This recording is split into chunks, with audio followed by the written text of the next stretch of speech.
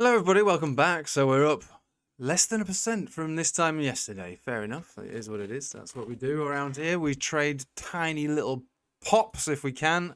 I'm not doing it, I can tell you that now. I'm still waiting for another major big swing on markets. I'm not really looking to make any trades on any of this, to be fair. The overall vibe I've got for all the markets is heavily centered around the euro. As you probably know, because I've been banging on about it for a little while now. So above this area, which is quite easy to recognize, I'd say, 106, the euro dollar, that is, things could be okay, remaining above there, things could be okay. At the end of the day, this is still an uptrend. There's no denying that. But as I've been saying since leading, I suppose, into Christmas and after Christmas, what I really think is going to happen here is a deeper pullback, and we're just hoping that it's not going to be a catastrophic pullback, because this results in Dixie strength, obviously dollar strength. That's basically what we're monitoring here: dollar weakness, dollar strength in the form of euro. But euro seems to be the chart which is offering the most clues as to which direction we'll see largest amounts of continuation. So that's why I bore you to death with this. And I was saying on the live stream yesterday, which was a bit fraught with technical issues, but I managed to get it out in the end. The amount of volume that gets traded just on this currency pair here, dollar, euro, dollar, is unbelievable. From my understanding, if you piled up all the cash in, I think probably at least $10 bills, but let's just say 100, I can't remember exactly, it would be the size of the Empire State Building by the time all that cash is piled up, and that's just a 24-hour daily trading volume. So we like to think about things as millions when we trade, altcoins, but we are talking trillions here on a daily basis. So it really does have the power to shift the momentum to any part of the trading forum, whether that's stocks, major indices, commodities, the lot. This little tiny chart here with these little tiny moves, it really does yield that amount of power. It really does. And so for the moment, there is some small issues with what we're seeing here. So we got the stab up to make a new high, exactly as expected. And then we pulled back, exactly as expected. And now we're moving back up, which is fine. But we're so far getting rejection on this area, which is this cutoff point, this 106, which is also the Bollinger Band Center on a daily. It's also reinforced with a 10 exponential. And if we zoom in nice and close, we can see the exact rejection has taken place on the 7 simple. Now, this isn't the end of the world, certainly not. I was looking for a deeper pullback on this anyway, so this is just day one. And as I'm sure you've all noticed, Bitcoin's up 0.76%. And I imagine most things are going to be up a little bit, because most things are going to be following this chart. Whatever this chart does, this is like a representation of whichever direction everything else is largely going to go in. I know it sounds crazy, but that's my interpretation of this, the Everything Bounce Part 1 was, well, I suppose we got we got the drop on that from looking at the rotation from energy to stocks. Everything Bounce 2.0 was based around dollar weakness and obviously dollar strength, should I say, coming to an end, and that worked out pretty nicely. Now we're still focusing on the forex side of things, and we're looking at a possible rejection at this level and a continuation down. Now, all of this area, within this upwards level of support, which is all backed up by an incoming golden cross, which will probably complete. This is an exponential golden cross. We've already had a simple golden cross over here. This will probably complete by this time next week. Even if we drop down below it, it will probably still complete. It's a lagging indicator. It's moving averages 250, so there's not really much going to stop it from having a golden cross. But that's not a signal in itself. And as we like to recognize, the golden crosses often get retested to see if they are genuine and strong. So we should be looking at this 104 area to be tagged at some point, whether it's today, tomorrow, next week, or whenever. That's what we should be thinking about, and that's what I'm looking at.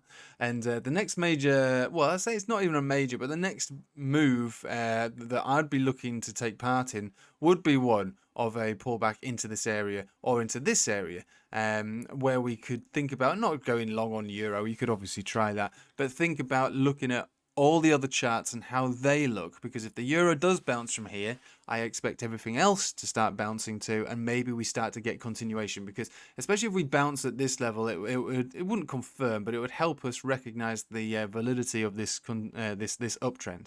But again, it's very early days right now, and it's still only the 4th of January. You know, we've only just about got our heads back. Well, they're not even in the game really. Their heads are trying to get back in the game, and we're trying to work out which direction it really wants to go in. So forget stocks, forget indices, forget commodities for now. Let's just think about Bitcoin. Currently, Bitcoin is also pushing its resistance on a 4-hourly. Just moved all the way up to this level. 200 simple, 200 exponential. Fair enough. You would expect a rejection around there, and again, couple that with the euro finding a rejection around all these moving averages today. Double rejection on these things. You know, it's a coincidence, but it's also very neat with its symmetry between the two charts getting up to a major level of resistance and getting rejected from it. If we just move over here, what we can also confirm, which again, you know, this isn't the signal to rule all signals, but we have a pump signal generated on the 4-hourly chart for the Itchy Cloud. So we've got our Chiku span above the cloud. We've got a green portion over here. We had our cross way back down here, and obviously the price is above the cloud. So this would likely form a pump. So if that's the case, and we think about the euro, you know, at resistance pulling back, this could mean that the next reasonable setup for Bitcoin and the euro would be a pullback from here, because again, these don't get cancelled out by like a trend signal would. They are what they are. They either work or they don't. They're about 70% hit rate, so the odds are in the favor of it. And if you're looking to get in on something like this, you do it from a support. So maybe we come back down to test a lower zone of support, maybe the 10, or probably more likely the 21 exponential, which is sitting around 16,700. And that still seems reasonably high, considering that we have had a big move up already overnight, which again was dictated, in my opinion, through the euro strength or dollar weakness, whichever you decide to call it from. We've got the 10 exponential on the daily, which is sitting around 16,700. So if we do pull back to 16,700, that might be an area where we get picked up from, and we do try to make another stab up into and above the $17,000 zone. Again, they are not massive moves, I have to say. They're really not massive moves. There's no bearish divergence taking place on this daily here. If anything, we are slowly building some momentum, but it's tiny, and again, that's represented by the tiny moves as far as percent is concerned. So I'm not really looking to make any trades right now. The next trade, if we're going to get one, is going to be given to us by the euro, and whether the euro can stay above 104 to 103. Breaking down below 103, I think we see parity. Seeing parity again, I think we break below parity, and breaking below parity, we probably continue with the downtrend. Recognize everything I said when the new year began. There's a lot to think about in the world right now that will affect something like the euro and the dollar. You know, we've got geopolitical events still unfolding. We've got all kinds of madness going on. You know, it's still. We've got recessions globally. Inflation's still a big problem for pretty much every country in the world. So there's a lot going on that this chart can't. It represents these things, but there's a lot going on behind this chart to make us feel as though the chart isn't speaking as loudly as it would in a healthy economy. So, all that in mind, like I say, sidelines are still the best bet.